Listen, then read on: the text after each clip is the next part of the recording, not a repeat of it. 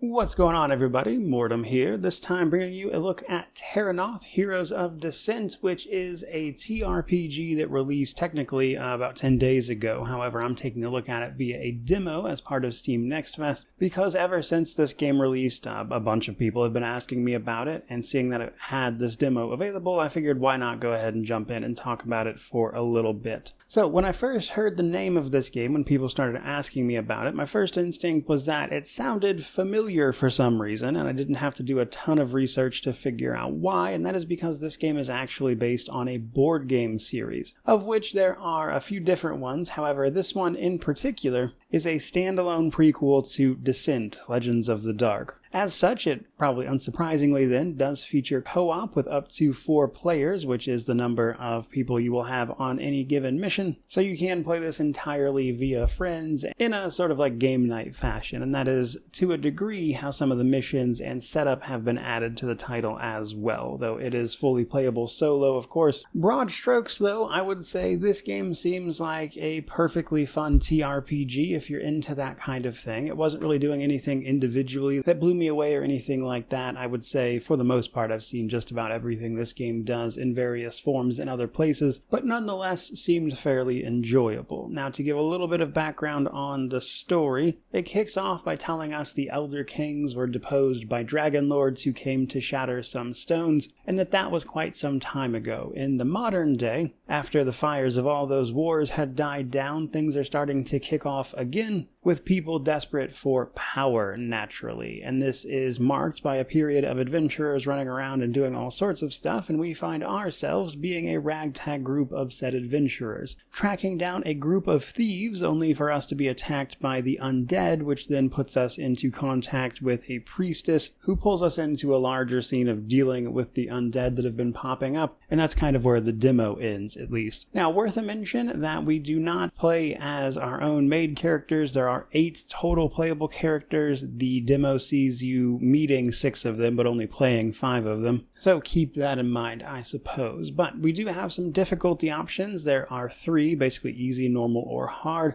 I will say, after having messed around with this a little bit, if you play a lot of TRPGs, I'd probably just jump straight to Veteran, as there are a few things, again reminiscent of other games actually, that are very clearly abusable and probably a little overpowered. And while I suppose it's possible the rest of the game gets exponentially more difficult, I feel like even with just the few opening missions here, I can pretty much see what's going to be the good stuff. Otherwise, let's talk a little bit about structure here. So, this game is a series of chapters. Each chapter has several different missions that constitute the individual levels you'll be playing. Each mission is more or less a dungeon crawl with the characters you have chosen to bring with you on that particular battle. Outside of combat, we're basically going to be able to look at our characters, choose which abilities they can use. You can pick up abilities in missions and like for individual characters, and presumably when you level up, but that wasn't really a feature of the demo, but there was XP and we were leveling up, so there is that. And then in the store, you can either buy items and things to equip to individual characters to increase their stats, but you also get the rewards from missions you have completed, but you only get to pick like 1 reward there, and the rest get sent to the shop for you to buy if you like. When you go into a mission, you have to pick the 4 characters that you are going to use. Now, this is important because individual characters do have ways to interact with the environment. One thing I would be curious about with the full game is how much that actually impacts the play experience. Like, individual characters will occasionally need to be with you on a mission, so that's probably the way they guarantee you can move forward. However, I would be interested, again, in seeing how much variance there is between individual characters that you bring. Now, before you step into a mission,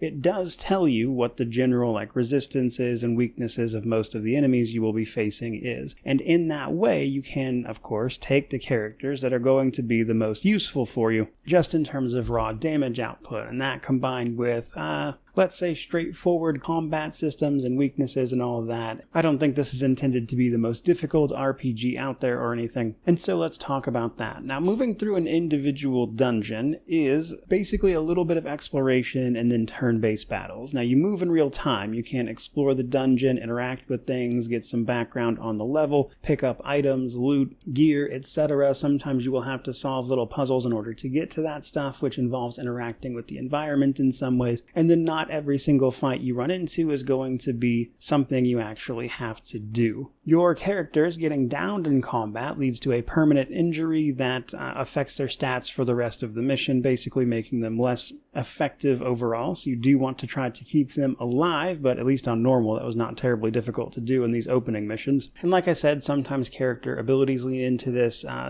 be that movement or just being able to interact with things. Like you get a character that is capable of catching some vines in your way on fire for a required bit of interaction. There's another character, a ranger of sorts, who can use a grappling hook to maneuver places that others cannot. Some characters have actual weapons they can break through like fragile walls with, that sort of thing. Then of course there is the combat. Combat is a 3 action point system. I feel like we're seeing that a little more these days, but essentially you can spend those 3 actions on anything you want, be that attacking 3 times, moving, attacking, etc. So any which combination you please. However, there are a few things to keep in mind. Unsurprisingly, enemies have damages and resistances. There's an overall hit chance. Line of sight is important, and to that end, having the high ground, especially as a ranged character, is very useful because you'll get a bonus to those things, whereas if you're down on the ground and close to an enemy, you get penalties to being a ranged character. There are also environmental interactions, as I mentioned.